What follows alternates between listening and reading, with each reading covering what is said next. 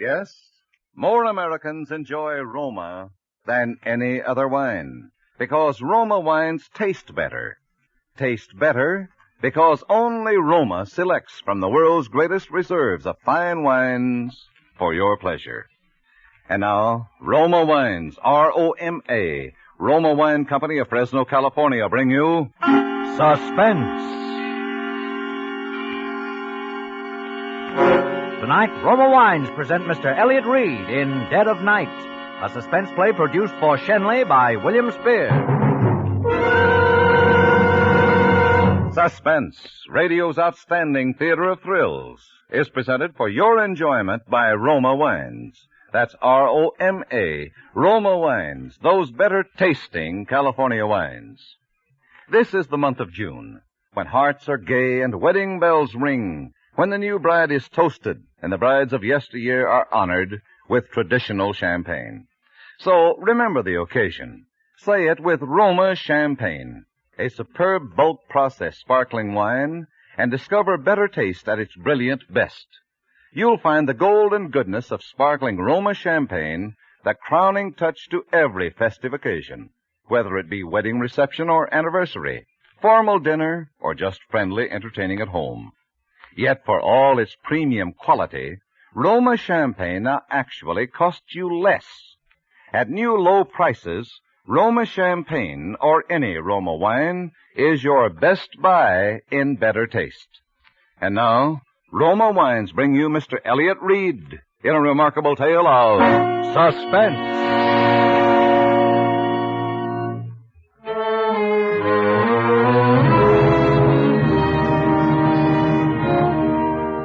Helen and I had never been apart since our folks died. Never before that summer when I got a job at a mountain resort. She was supposed to go with me, wait on tables or something, and it was to be our vacation. But at the last minute, she decided to stay in town. She figured her boyfriend, Steve, might be coming home on furlough. I should have known better.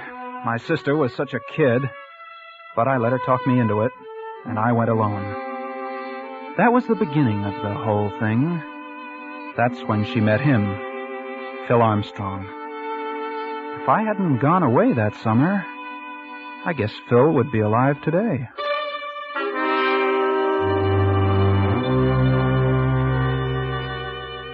All during the time I was gone, Helen didn't write much, and what letters I did get didn't seem natural, so I was anxious to finish my job and get home.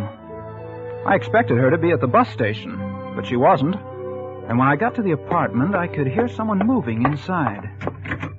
The door was locked, so I knocked. Helen! Who is it? It's me. Jimmy? Yeah. Open the door. Oh, Jimmy, just a minute. Well, since when have you taken to locking the door in the daytime?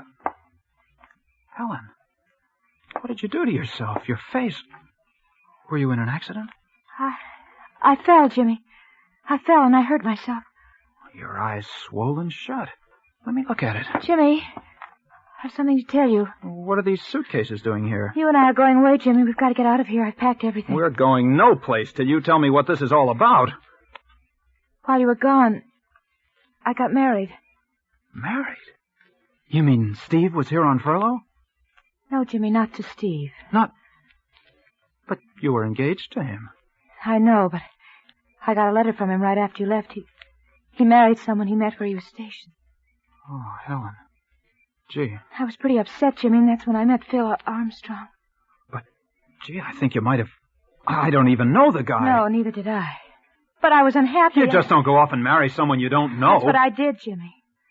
Now we've got to get out of here. But why? Because there's been trouble. What kind of trouble? I'm afraid, Jimmy. He's terrible. He takes something. I don't know what, but sometimes he's just crazy. Helen. Yes? Your face. You didn't fall. No. He did that. I'll kill him. Or he'll kill you. That's what I mean. That's why we've got to get away. You can get a divorce, can't you? No, he threatened me if I even tried to get one. We'll put him under a peace bond. What good would a peace bond be, Jimmy, if he killed one of us?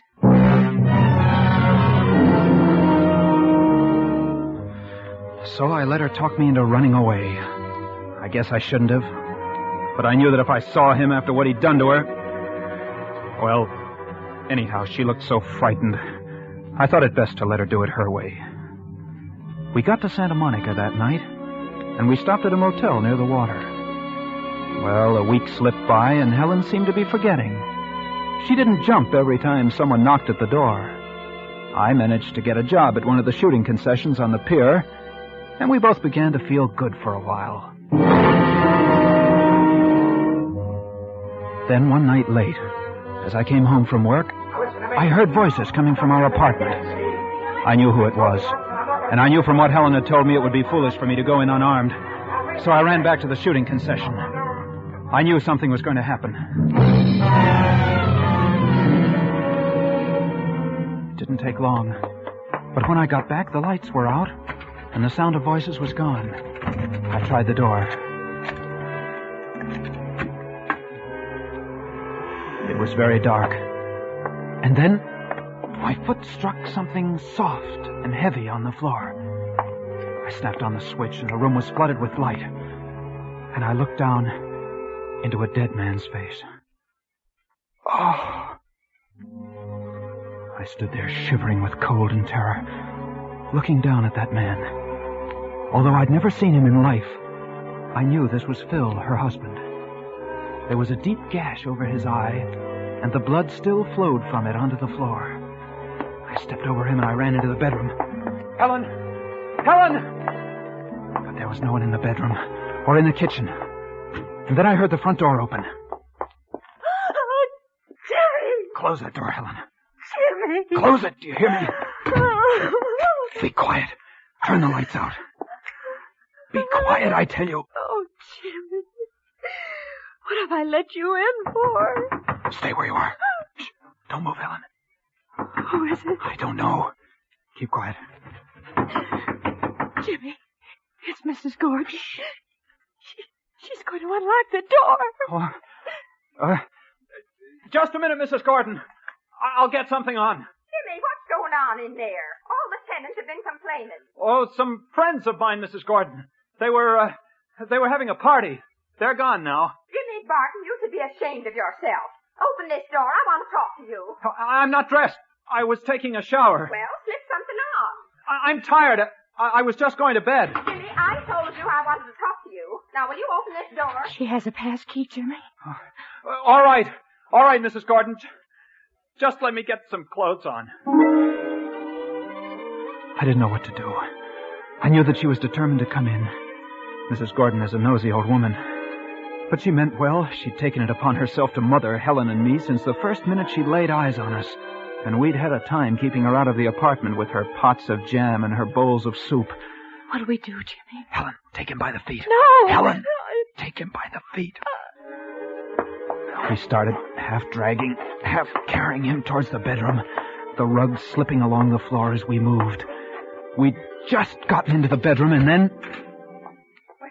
As long as your mother isn't here to look after you, I'm going to do it myself. We can't leave him here. She might come into the bedroom. Quick, the bathroom. Jimmy, where are you?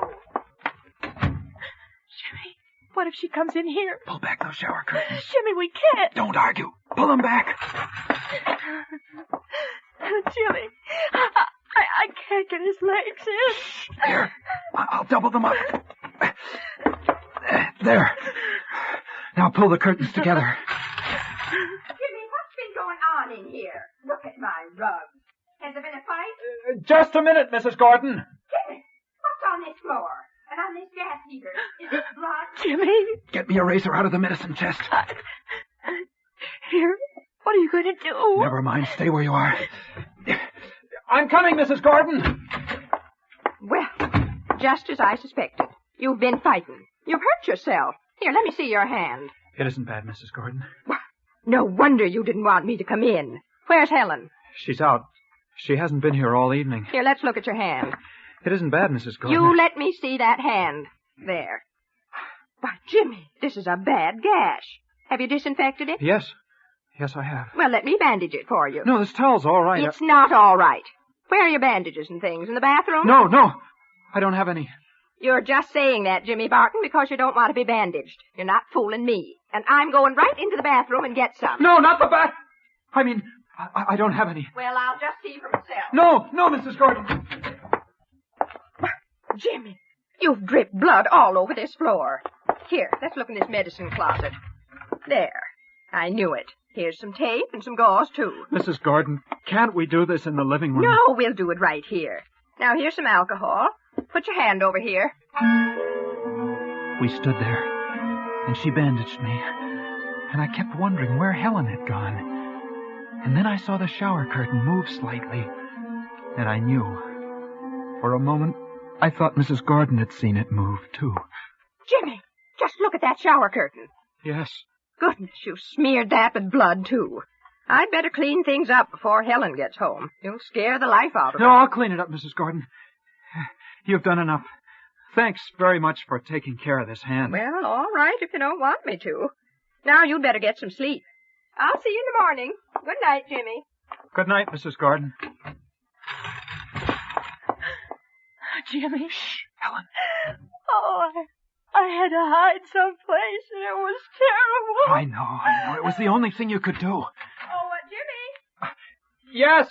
Jimmy, I forgot to tell you that I'm having some painting done tomorrow, so you'll have to be out of here early. It's hard enough getting painters these days without making them wait for my tenants to get up. All right, Mrs. Gordon. I'll be out first thing in the morning. Good night. Good night. I have to get him out of here. Yeah. Where'll we take him? I don't know. I've got to think. Helen, you try and rest. Jimmy, let me get to the police. Let me tell him that I did it.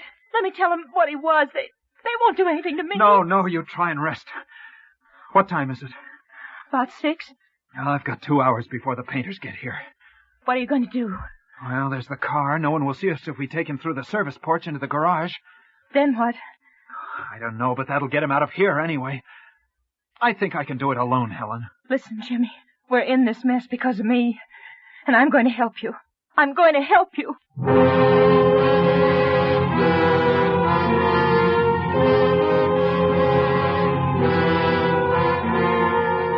For Suspense, Roma Wines are bringing you Elliot Reed in Dead of Night. Roma Wines' presentation tonight in radio's outstanding theater of thrills, Suspense.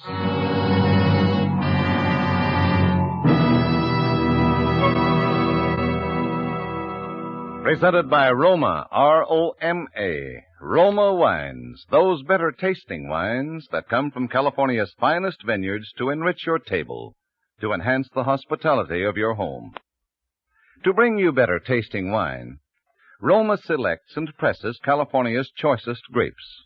Then Roma vintners with ancient skill and winemaking resources, unmatched in America, guide this sun-drenched grape treasure unhurriedly to tempting taste perfection.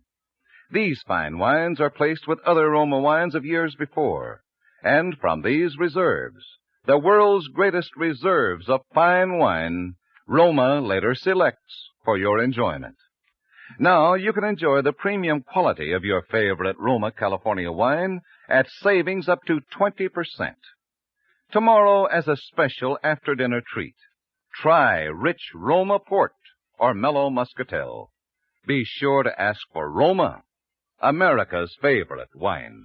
And now, Roma Wines bring back to our Hollywood soundstage Elliot Reed as Jimmy Barton, with Kathy Lewis as Helen, in Dead of Night, a tale well calculated to keep you in suspense.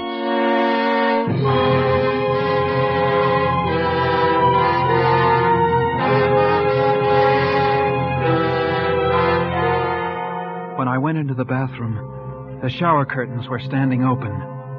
His legs had slipped from their cramped position, and they'd pushed themselves into the room. He sat there with his head twisted down and his chin digging into his chest.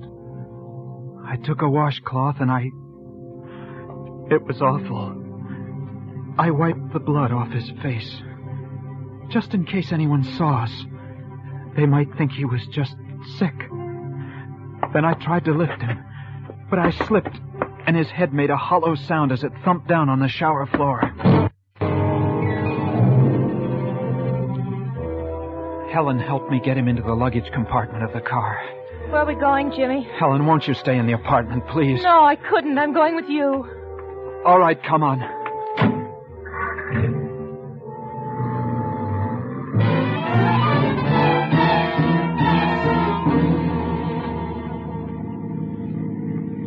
Lucky it's so foggy. Yeah. What time is it? 5 or 7. The fog will be clearing soon. It'll be harder getting him out of the car Jimmy. than... What? Jimmy, there's the Santa Monica Pier. You can drive cars out to the end of it. Maybe we can... Yeah. It's worth a try anyway.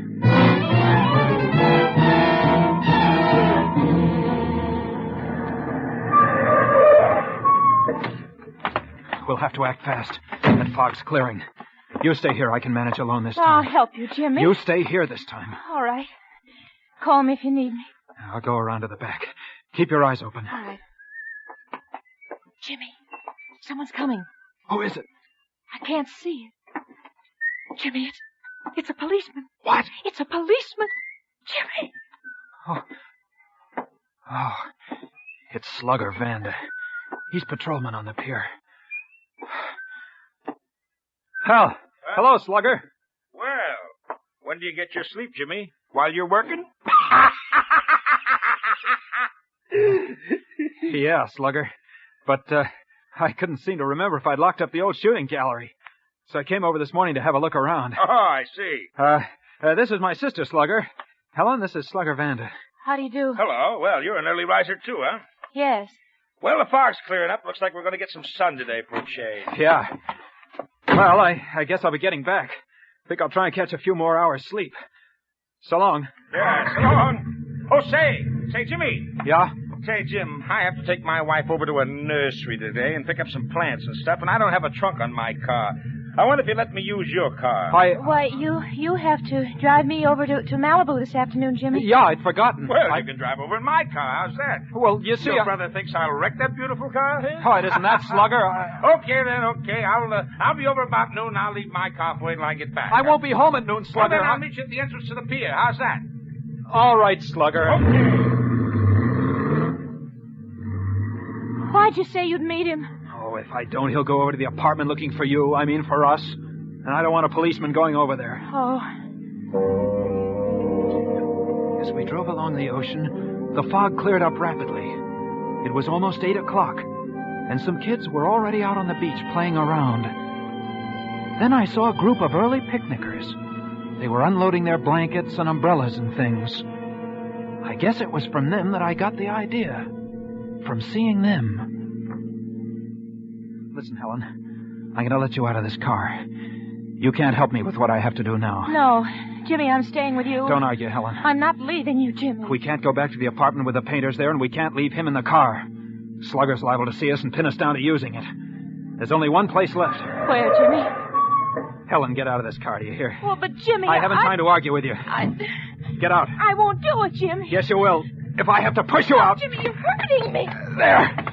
Now, go back to the apartment. Get off that running board, Helen. I can't leave you alone, Jimmy. I want to help you. I'm not blaming you for killing him, Helen. But now you've got to do as I say. What? What did you say? I don't blame you for what you did. He deserved it. But now you've got to help me handle things. Jimmy, you've got to let me explain. Goodbye, Helen. Jimmy! I watched her out of the mirror. She kept calling me. I drove on as fast as I could. I knew that what I was going to do was one chance in a million. But I knew I had to take it. And I didn't want her to be part of it. If I could keep him on the beach that whole day, then maybe I'd be able to get rid of him when night fell. It wasn't until after I stopped that I realized I'd driven right back to a strip of beach not far from the apartment. I had my swimming shorts and a blanket and a towel in the car, and I got out. I looked around carefully, and then I opened the luggage compartment. It was the hardest thing I'd ever done in my life, but I started taking his clothes off. I managed to get my shorts onto him. Lucky we were pretty near the same size. Then I closed the door, and I went out onto the beach, and I spread my blanket out on the sand, and I went back for him. When there were no cars in sight, I carried him over to where I'd spread my blanket, and I placed him on it, face down, with his hands folded over his head, as though we were sunbathing. Then I spread my towel out a short distance from him, and I laid down on it, and I tried to look relaxed. people didn't start to arrive until about an hour later. And gradually, little groups of sunbathers started to form. He and I, we looked no different from the others. No one paid any attention to us. And I was beginning to feel that everything was going to be easy once it was dark again. Jimmy, But... I've been looking all over for you. What? Oh, hello, Mrs. Gordon. Where's Helen? Isn't she in the apartment? Well, no. And what time did you go out this morning? I couldn't sleep. Say, didn't Helen come in at all last night? Oh, yes, she did. But she left early, too. Said she was going into Los Angeles. Oh, and I left her a note to tell her I was going down to the beach today. I was so worried about her. Say, the painters came, Jimmy, and everything's a mess. You know, I think I'll just sit here with you for a while. You're not with anyone, are you? No, I'm not. Wish I brought some oil along. Looks like it's going to be a hot day. These things, these days that start off foggy are deceiving, you know. Yeah, they are. This is a real treat for me, Jimmy. I never get out on the beach. I think I'll have a nice day of rest for a change. Later we can get some sandwiches. The treat's on me. Oh, Mrs. Gordon, no. I hadn't planned on spending the day at the beach. It'll be good for you, Jimmy. Not healthy for a boy your age to be working all night and sleeping all day. But, Mrs. Gordon, Oh. Say, Jimmy, you know that man over there? Which one? That one right there. No, I don't know him. He's lying so still. His back's going to get an awful burn. Yeah. You suppose he's asleep? Say, it isn't good to sleep in the sun. Mrs. Gordon, will the painters be finished by this afternoon? Well, I hope so. You know, a person can get an awful burn on a day like this. Somebody ought to speak to him. Mrs. Gordon, wouldn't you like to go for a walk? Oh, I'm not one for walking. You can go ahead if you like. Well, Come on, Dick, pitch it over here. Oh, those kids. You children, stop that. You're getting sand all over me. Sorry, lady. There's no need to play ball here. There's a playground over by the pier. Now get away from here. Don't pay no attention to her. She don't own the beach. Pitch it over here. Oh, we hit that guy in the beezer. Now, see what they've done. They've hit that poor man. Now they'll get what's coming to them. Mrs. Gordon, are you sure you don't want to go up and get some sandwiches or something? I'll stay Not until I see those two hoodlums get what they deserve. Sorry, mister. We have our ball. Look at that. Ball's right in the crook of that man's arm. He's pretending he's asleep. He's not going to hand it to them. But just wait till they reach for it. He'll give them something besides their ball. Hey, mister, could we... What are you waiting for, Dickie? It's our ball. Just take it. Go on, take it. Here, I'll get it. Thanks, mister. For you. What's the matter? Hey, he's cold. What did you say? He's cold, lady. His arm's like ice. I just touched it. Why don't you... Well, you probably hurt him. A little ball like this couldn't hurt nobody. Well, nevertheless, it did. Here, let's have a look. And then she started moving toward him. I knew it was useless to try and stop her. And she reached over and put her hand on his back. And suddenly she was screaming. This man, Jimmy! This man's dead!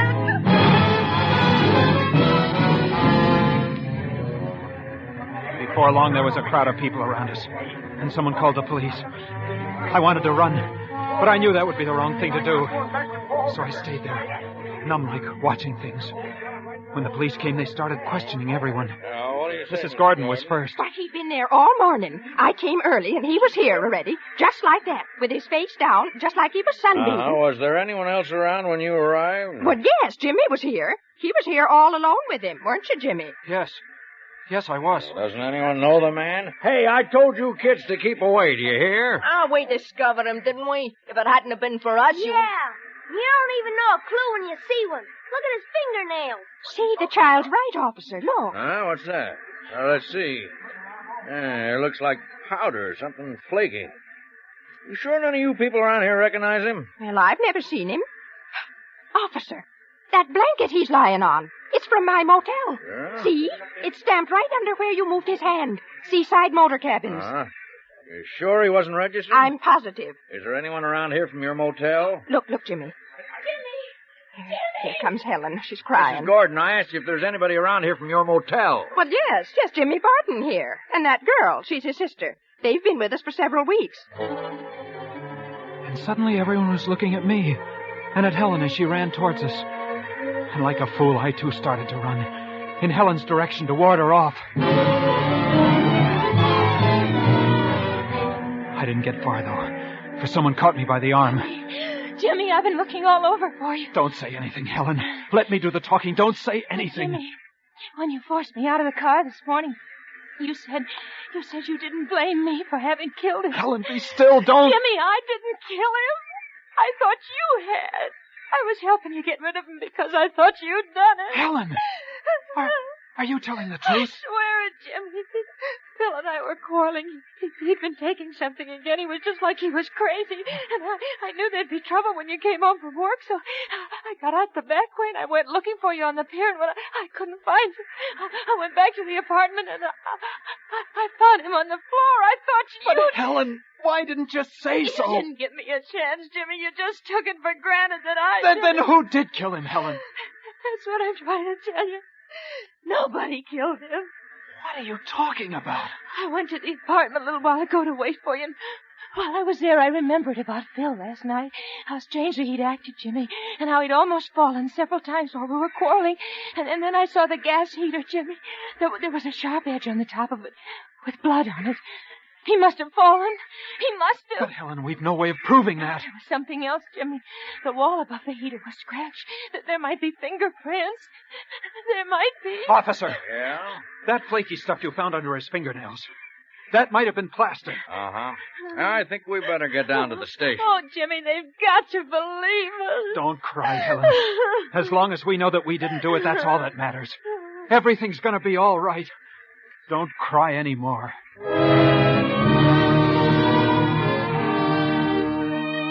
Well, that's about it. Lucky for us, everything checked pretty well back at the motel, and the autopsy showed he was full of some kind of drug. They call it highly toxic. But I guess it was really Mrs. Gordon who saved our necks for us, besides talking so loud and so long that they'd have probably acquitted us just to be rid of her. She did dig up a witness who'd heard Helen and Phil quarreling, and who'd seen Helen leave alone after he'd threatened her. Well, everything's all right now.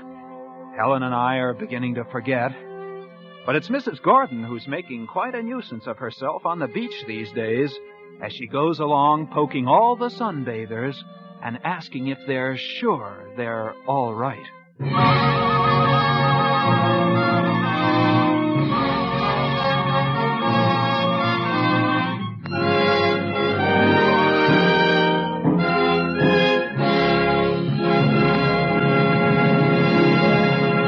Now we will hear from the star of tonight's show, Mr. Elliot Reed. Thank you very much.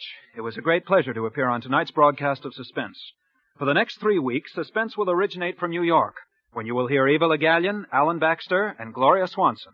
Good night. Tonight's suspense play was written by Mel Donnelly. Next Thursday, same time, you will hear Miss Eva Le Gallienne as star of Suspense. Produced by William Spear for the Roma Wine Company of Fresno, California.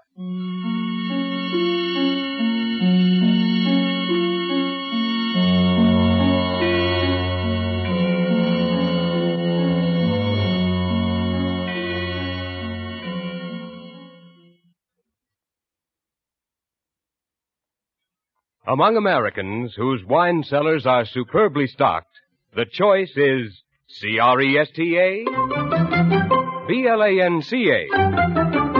Cresta, Blanca, Cresta Blanca, Cresta Blanca.